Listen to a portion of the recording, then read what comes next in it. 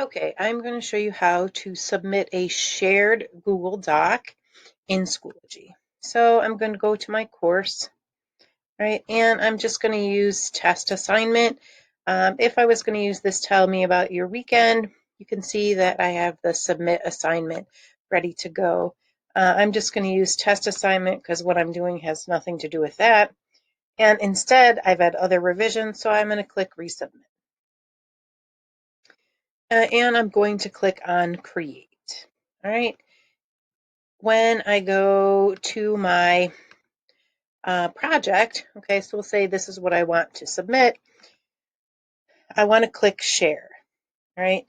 And anyone on the internet with this link can view. That's true. But what I want to change this to, by default, you may see restricted. Only people added can open with this link. That is not what you want. You want it to say anyone with the link, but you want anyone with the link to be a commenter because you want your teacher to be able to comment on the project but not change it. So then I'm going to click copy this link. I'm going to go back to my assignment, and right here I'm going to click link. I don't want to put it in as words.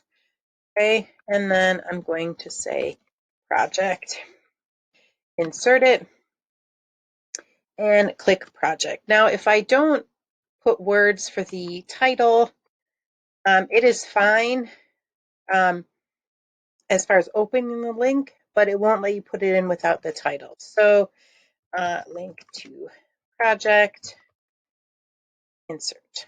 Okay. Then you are going to submit it. Again, this works better than just submitting the text like this, which it would show up like this. It's better to have it show up as a link. And then I am going to click submit.